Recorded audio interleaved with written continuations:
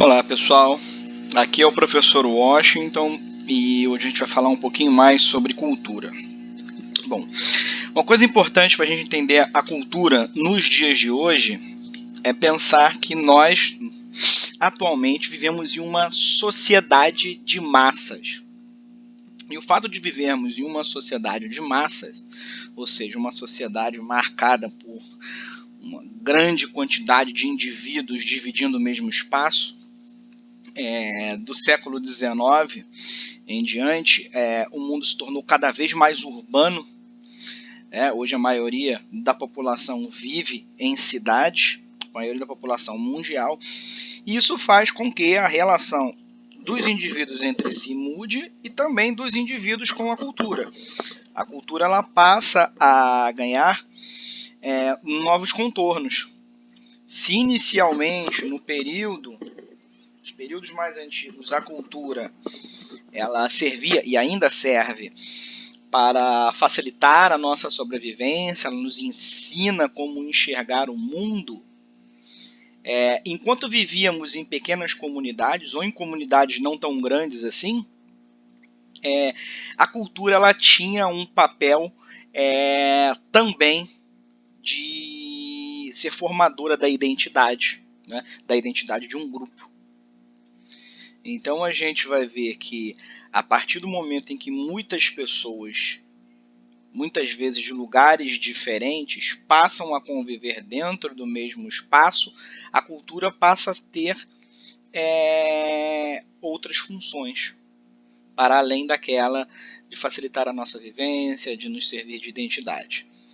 Então a gente vai ver que a partir do século XIX, a questão da cultura ela emerge, porque nós estamos em um processo de formação das sociedades, né, de massa, especificamente, e isso faz com que, ainda que dentro dos mesmos países, né, para a gente facilitar aqui a Inglaterra, a maioria esmagadora da população das cidades inglesas, industriais, né, Manchester, Liverpool, Londres e assim por diante, era composta por ingleses. Então ali a questão do grupo, ainda que seja um grupo, abre aspas, inglês, ela também vai emergir porque pessoas de lugares diferentes, muitas vezes de comunidades diferentes, passam a conviver. Então não é à toa que é no século XIX que nasce o nacionalismo. Então o grupo a ser identificado não é mais o grupo local da vila, do vilarejo ou da pequena cidade. Vai ser um grupo nacional maior, formado por características em que o idioma acaba se tornando uma das principais características, né, para se formar um grupo nacional. Não é a única, tá bom? Mas acaba sendo tomado. Então a gente vai ver que essa massa que passa a viver dentro das grandes cidades, ela também se tornará consumidora de cultura. E aí é um ponto legal para a gente prestar atenção. Consumidora de cultura. Então a gente vai ver que a partir do século XIX a cultura ela se tornará um produto a ser vendido.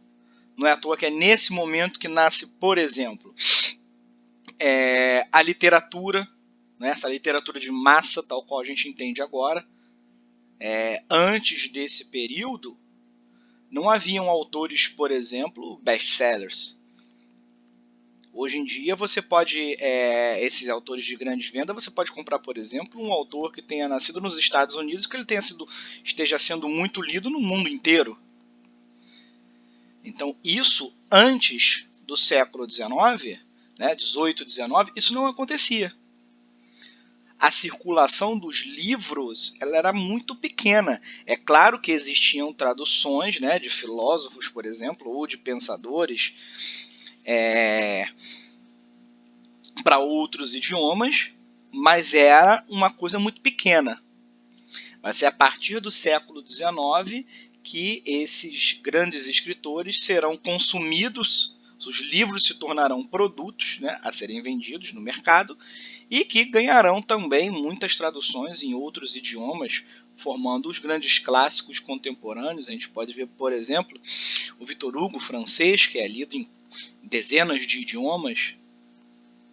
Então esses grandes escritores surgem no século XIX, XVIII para o século XIX. Então, para além disso, esse é um momento em que a educação pública está sendo cada vez mais estimulada, porque no capitalismo é necessário um trabalhador minimamente qualificado. Hoje os economistas já são unânimes em dizer que quanto mais qualificado é o trabalhador, mais lucro ele gera. Eu não sei dizer se isso já se tinha consciência no século XIX, mas no século XIX era necessário formar trabalhadores para trabalhar na fábrica. E a escola pública entra nesse contexto. Formarei cidadãos e trabalhadores. O desenvolvimento intelectual ficava ligado às escolas de elite, e as escolas públicas ficava ligado mais ao desenvolvimento braçal, digamos assim, do virada para o mundo do trabalho. Mas ainda assim acontecia o processo de alfabetização. E esses mesmos filhos da classe trabalhadora que eram alfabetizados, alguns deles conseguiram ascender socialmente. Então a gente vai ver que nesse contexto a cultura passa a ser, portanto, um produto a ser vendido. No que diz respeito às questões tecnológicas, o que está acontecendo nesse momento? Surge a fotografia. Então, quando surge a fotografia e mais tarde o cinema, ocorre o que a gente chama de revolução na produção de imagens. Se antes uma pessoa quisesse, por exemplo, uma imagem da família dela, seria necessário contratar um pintor e demoraria dias, dependendo da complexidade, semanas, meses para se produzir um quadro. Agora, com a fotografia, isso demora menos tempo. Claro que a gente tem que lembrar, estamos falando de quase 200 anos atrás. Então é um processo lento, mas a fotografia ela vai ocupar o espaço, por exemplo, daquela pintura do indivíduo que a gente vê.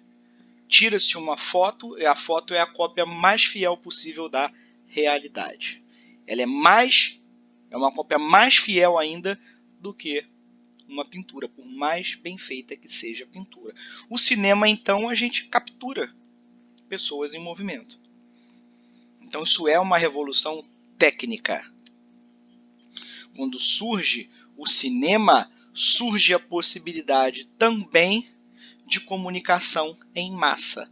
Era muito comum na virada do século XIX, a primeira metade do século XX, em muitas cidades do mundo inteiro, principalmente nas maiores, antes da invenção da televisão, por exemplo, cinemas passarem notícias. Então era comum em algumas cidades do mundo. Então era uma forma de comunicação. Já vai substituir inclusive o jornal. O jornal impresso, tal qual a gente conhece, ele surge no século XIX justamente para manter as pessoas bem informadas. O que está acontecendo no país, do ponto de vista da política, da economia e assim por diante. Então reparem bem, é uma forma de você trabalhar a informação, de você melhorar a comunicação. No caso da fotografia e do cinema, surge o que se chama de cultura da imagem. Bom, no que diz respeito à questão dessa indústria de massa, da comunicação em massa, há os críticos do conceito de comunicação de massa e há aqueles que veem nela pontos positivos. O pensador italiano Umberto Eco ele vai dividir basicamente em duas grandes linhas. O que ele chama de os apocalípticos apontam que a cultura estaria em um processo de declínio, tanto de identidade quanto de qualidade. A partir do momento em que ela se torna produto, ela se torna destinada à degradação. Em contrapartida, outros pensadores acreditam que a cultura ela pode se reinventar, pode continuar sendo rica, afinal de contas as pessoas continuam produzindo cultura, e a comunicação em massa, nesse caso, poderia ser uma vantagem. Pense bem, daquele mesmo grande autor dos Estados Unidos que pode ser vendido e lido no Brasil ou em outros lugares do mundo. Isso é uma vantagem, porque afinal de contas há muitos escritores bons em muitos lugares do mundo. O fato de nós podermos ter acesso a eles é uma vantagem. Então é importante a gente ver, olhar os dois lados aqui, né, o lado positivo, digamos assim, e o lado negativo dessa cultura em massa. Bom, para os pensadores de uma linha mais ligada ao Marx, há uma separação, né, que foi feita entre cultura erudita e cultura popular, né? A gente já discutiu isso. E no que vem essa terceira dimensão, né, que é um meio termo, digamos assim, entre a cultura erudita, tida como muito sofisticada, e a cultura popular como pouco sofisticada, a chamada cultura de massa, que seria capaz de agradar uma série de consumidores. Então, reparem bem, ela é um meio termo. Ela é uma fusão. Ela não é nem tão sofisticada, nem tão vulgar. Por exemplo, um filme. Um filme não precisa ter um roteiro extremamente sofisticado para agradar. Muitos filmes podem ter um roteiro menos sofisticado. E quanto menos sofisticado, maior a chance de agradar um grande público, já que é um produto. Então, nesse caso aqui, o gosto médio é um gosto que mais ou menos nivela os consumidores de cultura. Bom, a escola de Frankfurt, que é um conjunto, na verdade, um conjunto de pensadores que se formou no Instituto Social de Frankfurt, na Alemanha, antes da ascensão do nazismo, vai pensar muito essa questão da cultura. Então, o Theodor Adorno e o Max Horkheimer vão ser dois pensadores que vão se dedicar a essa questão da indústria cultural. E eles criarão o conceito de indústria cultural para trabalhar com a cultura em massa. Então, eles vão afirmar o seguinte: a indústria cultural, ela produz produtos culturais em série muito parecidos, tal qual os produtos de uma fábrica. Lembrem-se, nessa época, a fábrica é um modelo fordista. A gente produz dezenas, centenas, milhares de carros, todos eles exatamente do mesmo modelo. Não tem grande variação. A variação tem de uma empresa para outra, de um modelo para o outro, mas entre os modelos não há variação. Então eles vão apontar e vão dizer que essa indústria de massa, a indústria cultural, ela é assim também. Ela produz produtos culturais muito parecidos entre si. A variação é mínima e o objetivo é vender. Então esses sujeitos vão dizer que isso acaba acarretando numa chamada alienação cultural, porque se a cultura antes ela servia como guia e servia como referência de identidade, ela cada vez menos serve a esses sentidos. Ela torna-se uma mercadoria a ser consumida.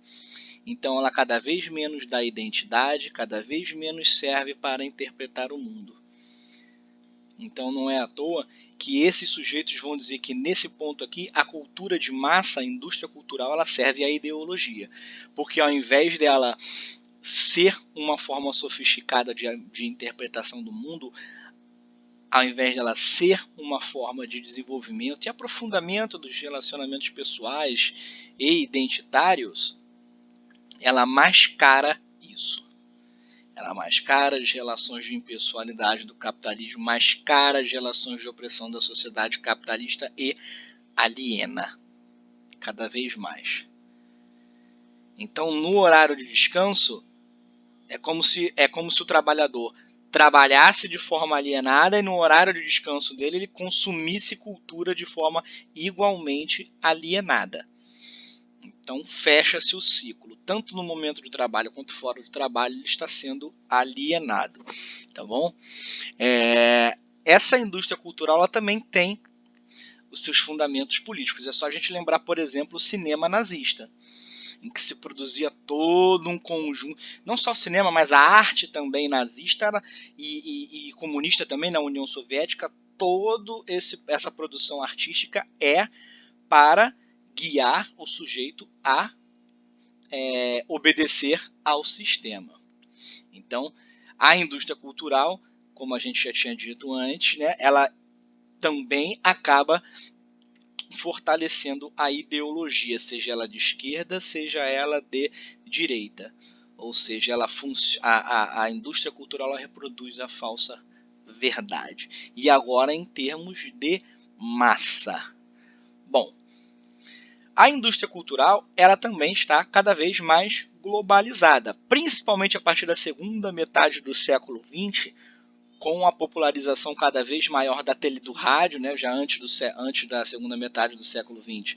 Mas a TV, o cinema, as revistas, a popularização desses produtos criou uma produção cultural em nível global. Então reparem as grandes bilheterias do cinema no Brasil não são, com raríssimas exceções, não são de filmes brasileiros, nem ao menos são de filmes latino-americanos ou europeus. Em geral, a sua grande maioria, né, com uma exceção ou outra, claro, são de filmes produzidos nos Estados Unidos, que acabaram tornando essa indústria cultural, né, com a produção de Hollywood, elevaram a um outro nível. Então a gente vê que as grandes bilheterias da história do cinema, né, a maioria delas é de produção, a maioria é composta por produções dos Estados Unidos. E aí há uma questão complicada também, porque há a padronização, né, de um comportamento de um determinado grupo, né, de um determinado país, nesse caso dos Estados Unidos, e agora está sendo vendida em nível global. Então, guardado, obviamente, as devidas proporções, mas um jovem de classe média com acesso a todos os benefícios da globalização, nos Estados Unidos, na Alemanha, no Japão ou no Brasil, eles não se diferem tanto. Reparem que as músicas dos Estados Unidos no Brasil têm uma grande entrada, muito mais do que, por exemplo, as músicas latinas dos nossos vizinhos. Muito mais do que música europeia e de outros lugares do mundo. Tem abertura para outros artistas fora dos Estados Unidos? Tem, obviamente que sim. Mas a gente vê que a música cantada, por exemplo, em inglês, ela tem um espaço praticamente em todos os lugares do mundo, salvo raríssimas exceções. Então ela compete com a indústria nacional no que diz respeito à produção da cultura, né? mais destacadamente a música. No cinema é quase que imbatível. Então a gente vai ver que isso, se de um lado cria a chamada indústria cultural global, ela também cria a sua resistência. Ou seja, povos passam a resistir dizendo: nós não queremos fazer parte dessa cultura globalizada. Bom, e para frente a gente se aprofunda nesse assunto. Um abraço para vocês, tudo de bom.